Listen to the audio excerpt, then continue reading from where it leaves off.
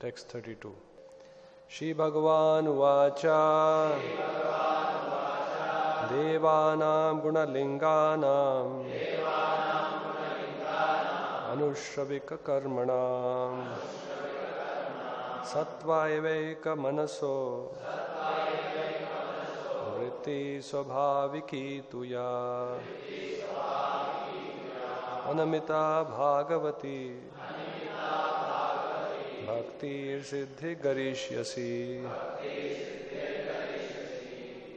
Translation. Lord Kapila said, the senses are symbolic representation of the demigods and their natural inclination is to work under the direction of the Vedic scriptures. As the senses are representatives of the demigods, so the mind is the representative of the Supreme Personality of Godhead. The mind's natural duty is to serve. When that service spirit is engaged in devotional service to the Personality of Godhead, without any motive, that is far better than salvation. Purport. The senses of the living entity are always engaged in some occupation, either in activities prescribed in the injunctions of the Vedas or in material activities. The natural inclination of the senses is to work for something, and the mind is the center of the senses. The mind is actually the leader of the senses, therefore it is called sattva.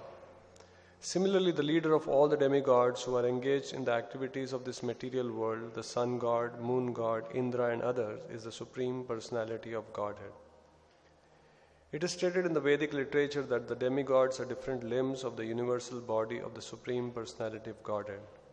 Our senses are also controlled by different demigods. Our senses are representations of various demigods, and the mind is a representation of the Supreme Personality of Godhead. The senses led by the mind act under the influence of the demigods. When the service is ultimately aimed at the Supreme Personality of Godhead, the senses are in their natural position. The Lord is called Rishikesha, for he is actually the proprietor and ultimate master of the senses. The senses and the mind are naturally inclined to work, but when they are materially contaminated, they work for some material benefit or for the service of the demigods, although actually they are meant to serve the Supreme Personality of Godhead. The senses are called Rishika, and the Supreme Personality of Godhead is called Rishikesha. Indirectly, all the senses are naturally inclined to serve the Supreme Lord. That is called Bhakti.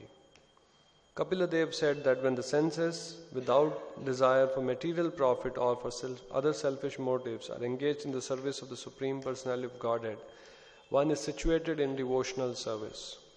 That spirit of service is far better than Siddhi, salvation.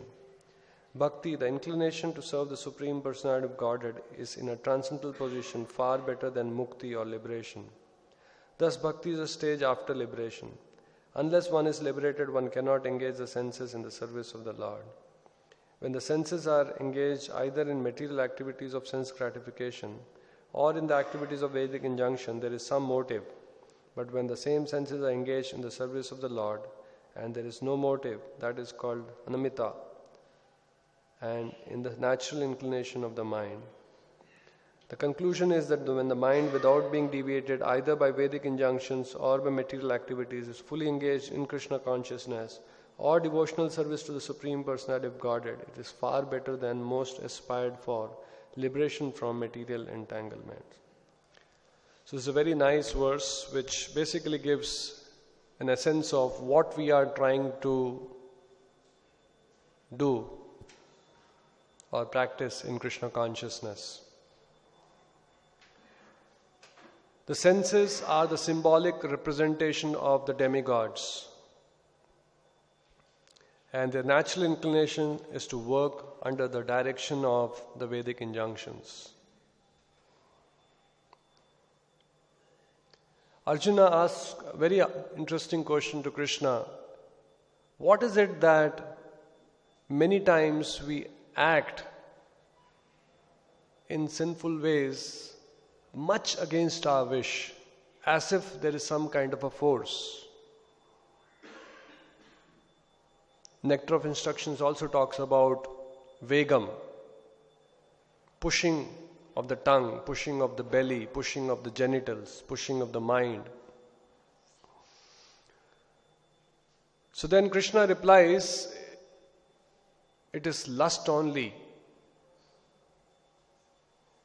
Kama esha, krodha esha, rajoguna, samudbhava, mahashano, mahapapma, ihavairina. And this is the greatest enemy of the living entity. And then Krishna tells, where is this lust situated? It's the enemy. When there's a war, it is very important that we know the strategies of the enemy and where they have positioned the arms, ammunition, the soldiers. So Krishna very mercifully is giving a hint that the senses, mind and intelligence are the sitting places of lust.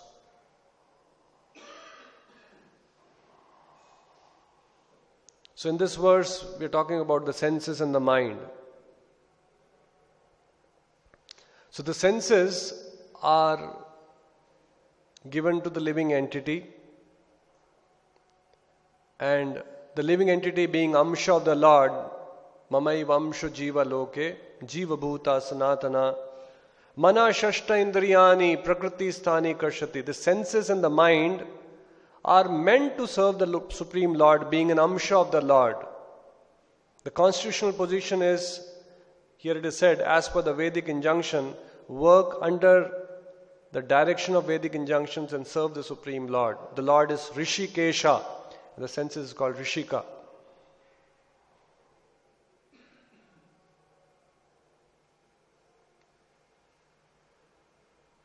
But when the senses desire enjoyment, contact with the sense objects, engaged in the service of seeking material pleasure, and mind, which is the leader of the senses, is the controlling point. When the mind and senses start engaging in sense gratification, rather than engaged in the service of the Lord, giving pleasure to the Lord, when these senses and mind become engaged in sense gratification,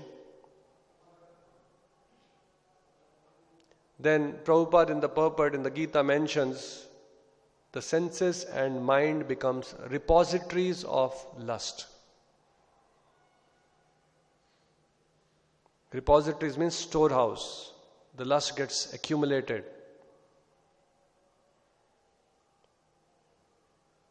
When the senses and mind contemplate on sense objects and engaged in gratifying the senses, the mind aids the senses in gratification by seeking pleasure. Yehi samsparshaja bhoga, by senses coming in contact with the sense object, the sensation of pleasure. When the mind starts contemplating on this thing, then intelligence also becomes lusty.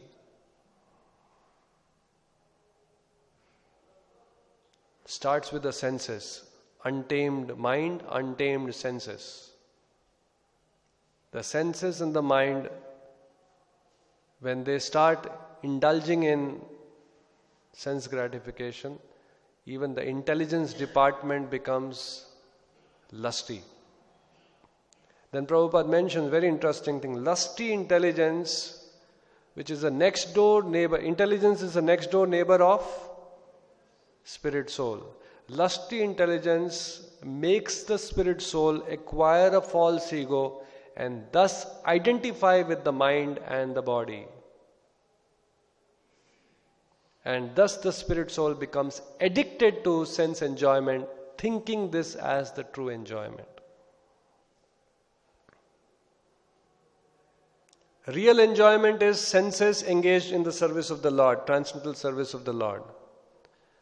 But when the intelligence becomes lusty, the lusty intelligence forces the spirit soul to acquire false ego, identify with the senses and the mind, thinks that the goal of life, my happiness is this happiness, and becomes addicted to this happiness, false happiness, because of false ego.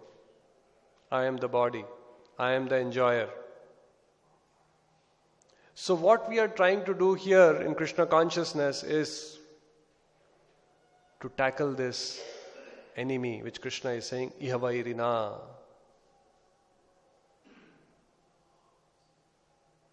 our senses and mind are contaminated with lust. Our intelligence has become lusty. And because of lusty intelligence, untamed mind, untamed senses, we have false ego. I am the body. Anything in connection with the body, aham, mameti, I and mine. Family, relatives, friends, children, house, property, assets. And makes the soul think it as true enjoyment. So this is the scam. We want to enjoy, nothing wrong about it. That's the constitutional position of the soul. The senses and mind starts engaging in sense gratification, and we can come under the grip of Maya, acquire false ego, and think that is the true enjoyment. This sum and substance of material existence. If you see anybody moving around in this world, it is under the grip of this conception. False ego makes one think that sense gratification is true happiness, and because we want to become happy, anandamayo bhyasat, let me gratify, let me maximize. So in that sense, our scriptures so wonderfully dissect the whole thing, and the stark reality is put in front of us. So what is spiritual life? Spiritual life is, so from the very beginning, Krishna says, regulate the senses. Therefore, these rules and regulations are there. Vedic injunctions are there. How we can regulate the senses, how we can regulate the mind, and engage in devotional service. So Prabhupada in one place mentions about what is, just last Sunday somebody asked me this question. We were talking about lust. The series of verses in the 3rd chapter. That Ihavairina, from the very beginning, regulate the senses. Kamesha, Krodesha. So one person asked, if there is happiness there and a man and woman enjoys that and it's consensual, they're not hurting anyone, it is in agreement. It's not like molestation or a rape where against the wish of a person you try to enjoy. What's wrong with it? After all, Lord has made this for enjoyment. Sometimes it is bewildering. What's wrong? If man and woman comes together and they decide that let's enjoy. They're not hurting each other, they are aiding each other. In agreement, they enjoy. What's wrong?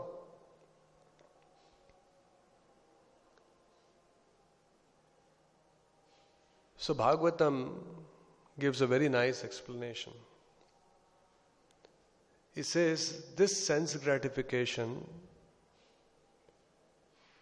which we think will make us happy, anandamayo bhyasa, that happiness what we are seeking, Bhagavatam is saying, tripyanti neha, it will never satisfy the soul. Tripyanti neha.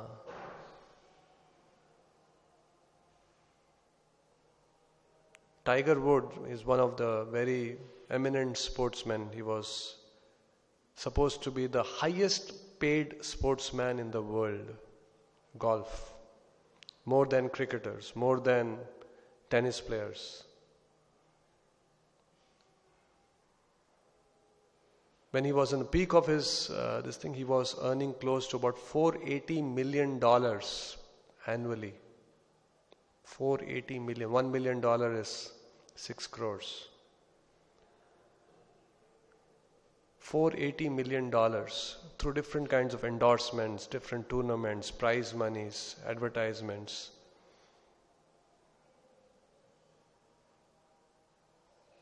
And we know he got different scams, he got involved in different scams, he was uncontrolled senses. Because of that, he got into many affairs, illicit affairs. And one by one, he started getting exposed. And more than 48 women came and gave a testimony that how they were handled wrongly by him. And then suits were filed on him. He lost a lot of money in, so to say, closing those cases. Now imagine a celebrity who has all the kind of happiness in the world. He can dine in the best of hotels, eat the best of food, name, fame, adoration. Wherever he goes, people are lined up to take autographs. He should be satisfied. We are not satisfied because, limited name, limited fame, limited gratification, feast once a week. So imagine somebody who can eat anything you want, drink whatever you want. Sometimes you want to drink something, it's costly. Maybe we can take half a glass. Eat whatever you want, drink whatever you want, stay wherever you want, travel in whichever aircraft you want, whenever you want. And wherever you go, people are, Tagore. They are noticing. The whole people get alerted. People want selfies. Imagine that kind of a life. Tripyanti neha, not satisfied. Want more. And got into affair after affair. Sometimes there's element of curiosity. Okay, you have not done something, so you're curious to know about it. Okay, been there, done it, so it's over. Slept with one woman, another, tripyanti neha. So the nature of this sense enjoyment is it will never satisfy the soul. Never ever it will reach a point of satiation. It will always, some permutation combination which you felt is missing, a person will try for that. Tripyanti neha kripana, a miser, a person who actually seeks this happiness is a miser. He is entitled for much higher form of happiness, much greater happiness, much better quality of happiness. But he is a miser. He is getting satisfied. He is seeking something which is tucham. It's abominable.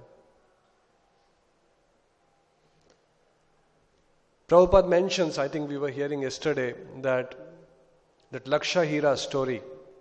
A man goes to that prostitute and he gives the food in a golden cup and also in a mud pot. So he was curious to ask why, it's after all the same thing. Food is the same, it tastes the same, whether it's from a mud pot or from a golden pot. So he says, then why have you come here? So the nature of this sense enjoyment is there's always hope. Maybe this combination, maybe this way, maybe in this particular situation, in this particular circumstances, in this particular environment, it will give me satisfaction. So tripyanti neha kripana bahu dukkha bhaja. Another quality of this happiness, sensual happiness, is bahu dukkha bhaja. Yehi samsparshaja bhoga dukkha yona hi evate. Yes, Prabhupada mentions there is some feeling of happiness. After all, people, why are they chasing? There is feeling of happiness. There is no doubt about it. People are intelligent in that sense. Bahu dukkha bhaja. This very happiness which we get, momentary happiness, temporary pleasure.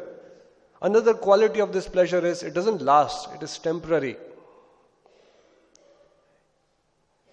So there is a sensation of pleasure. Prabhupada says in the genitals, the Lord by his arrangement, he has quoted some very special kind of happiness which makes a person go for this, even though it's tucham.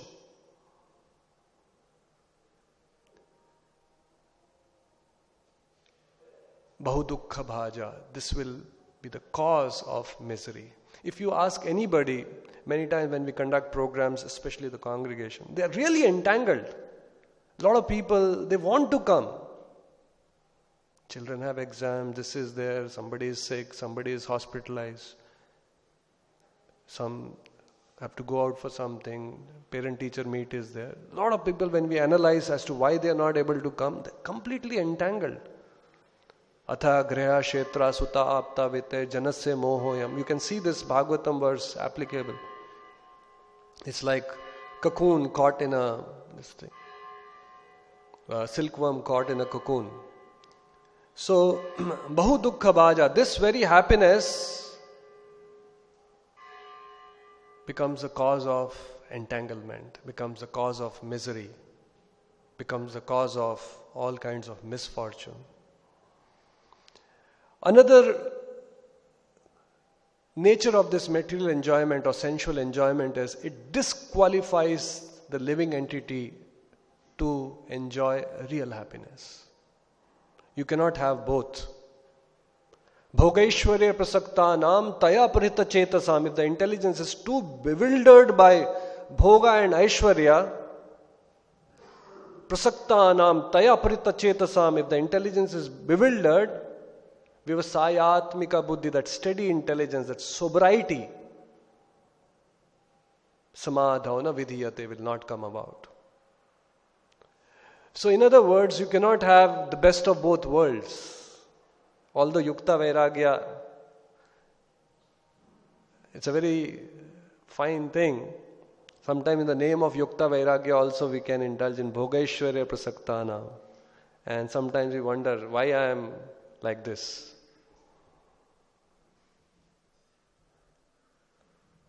So it disqualifies the living entity to enjoy real life. Bhogaishwarya prasaktanam taya prita chetasam.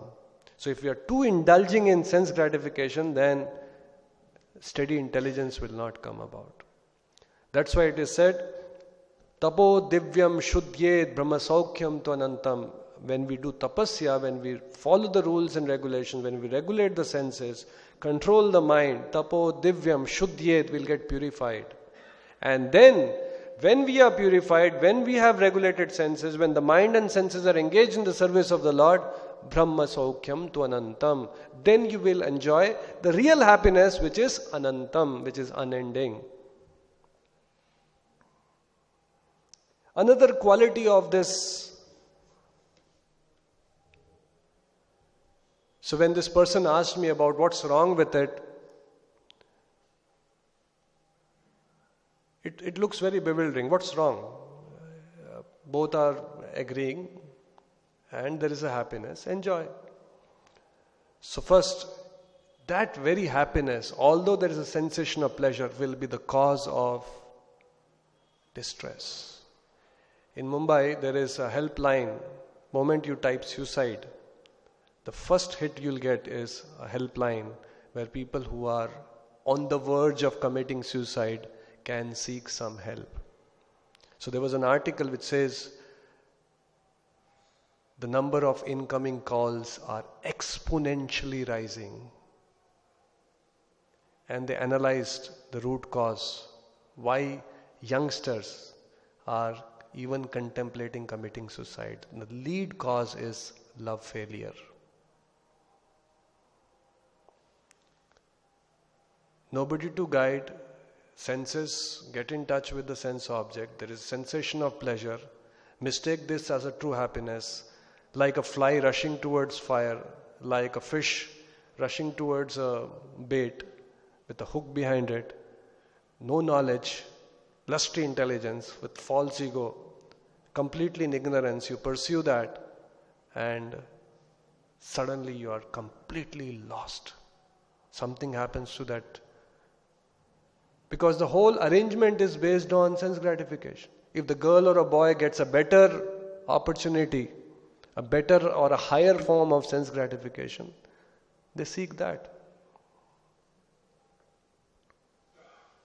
And the US, the biggest challenge what the government is facing is teenage pregnancies.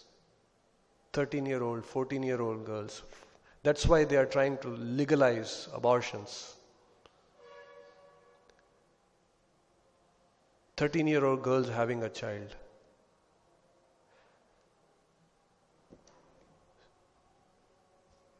So, another quality of the sense gratification, sense enjoyment is it's abundantly available in other life forms. The living entity in cat and a dog body is enjoying the same happiness. Same happiness. Just like eating from a golden pot, from an iron pot, the food is the same. Happiness in sense gratification, in that act, is the same whether it's in a dog body or a cat body or in a human body. So Prabhupada says a dog may enjoy in the street, man may enjoy in a multi-storied building, in an air-conditioned apartment, on a very, very cozy, comfortable bed. The act is the same. The enjoyment is the same.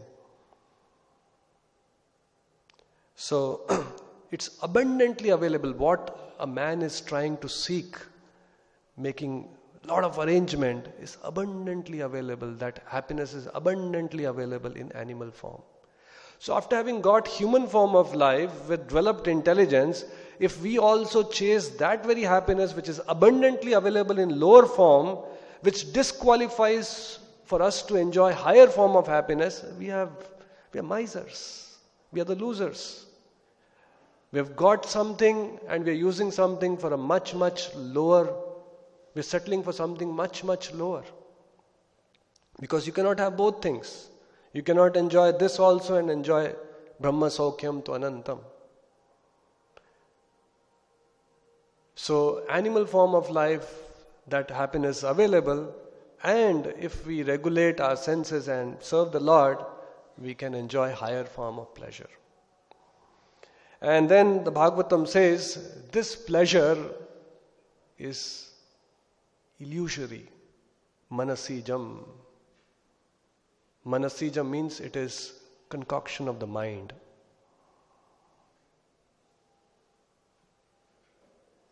I have analyzed a little bit with limited intelligence, with limited this thing.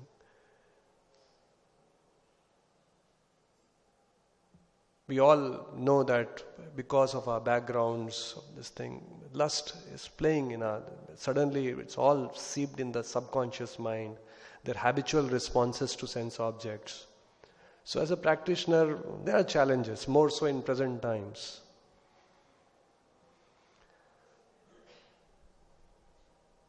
It's all concoction of the mind. You may see a beautiful girl, it is that rupam, that form is very pleasurable for a boy, but for another girl, for another living entity in a girl's body, it may not be enjoyable. So in other words, it's not form per se which is enjoyable. The living entity in another body with another ego, that form is not enjoyable. And it happens very abundantly. The same woman who is, we think that will be Sat Chit Ananda, after marriage becomes something else. So it's concoction. Maya, that which is not. That's why Bhagavatam says Manasijam, it's a concoction of the mind. Sometimes you may see a person who is very, very ugly, but he also has a boyfriend or a girlfriend. Very ugly.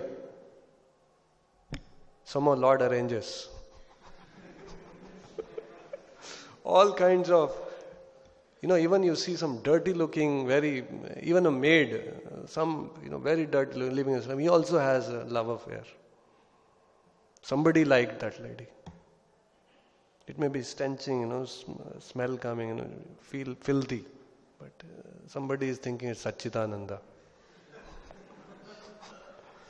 So it is Manasijam. So such a big cheating going on.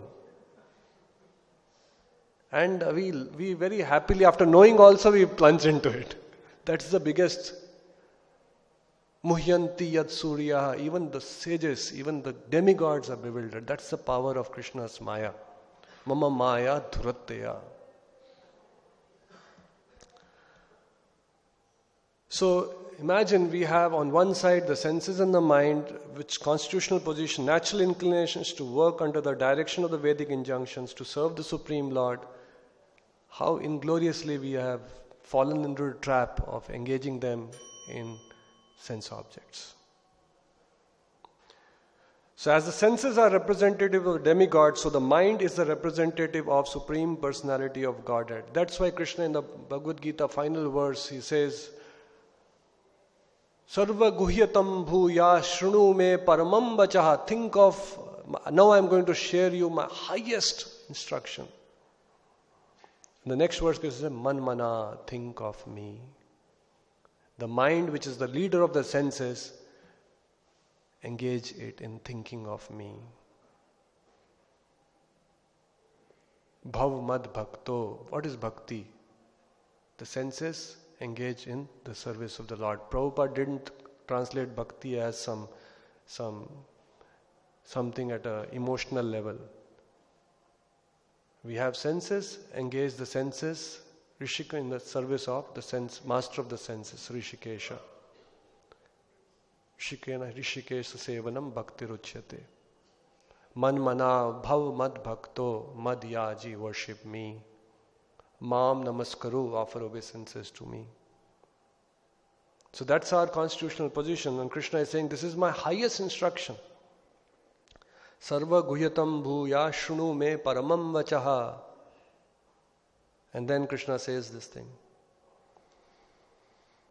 When the service spirit is engaged in devotional service to the Supreme Personality of Godhead without any motive. Now many people have realized in this world, need not be through transcendental knowledge, they have realized that yes, the senses and mind are the cause of our problems. And they've also analyzed that the cause is desires. So there are different philosophers, different schools of thought, different spiritualists. So one school of thought says that the root cause of all our misfortune or misery is desires. The senses, the mind, generating different kinds of desires. So kill those desires. And that is what is Shunyavadi. Become desireless. So Prabhupada explains, one cannot be desireless because the quality of soul is, symptom of life is desire. A dead body is not having any desire. It doesn't desire, no, sandalwood will be better for my smell. It's just lying there. You put kerosene or you put petrol. Adulterated petrol or clean petrol. It just accepts. No desire. But a living being has desires. So we cannot kill desires. We cannot become shunya. Here Bhagavatam is saying the natural inclination for the soul, the natural desire, the natural quality of the soul is Mamaiv Amsha, is Amsha of the Lord, is to serve the Lord. That's why it said, Tapo Divyam Shuddhyet. When our desire becomes purified, when our senses becomes purified, then naturally we will engage in the service of the Lord. So when the spirit soul is engaged in devotional service to the personality of Godhead without any motive, that is far better than salvation. So liberation means, or some kind of thing where you control, you try to, we have some kind of yoga practices where you even control your breath, control your mind, control your senses, sit in a rigid posture. One can get some kind of a mukti, salvation, but even higher than that is when we engage in positive devotional service. In a number line, we have -3, -2, -1. 0 is higher than negative numbers. But 0 is not the best. You have positive numbers. So devotional service, different kinds of liberation is like 0. Trying to be desireless is trying to achieve the state of 0, which is definitely better than minus numbers. But much better than that is positive numbers. So what Prabhupada is giving us, what Bhagavatam is trying to give us is positive engagement in Krishna consciousness. Positive engagement for the mind and the senses. Right now the senses and the mind are engaged in negative things. Positive engagement. When the positive engagement happens, that's why Prabhupada says, always be engaged. We should not be free even for a moment. Because moment the senses and mind get an opportunity, they'll engage in sense gratification. That's our position right now. We're so habituated to sense gratification. Moment you get an opportunity to talk, we'll talk rubbish.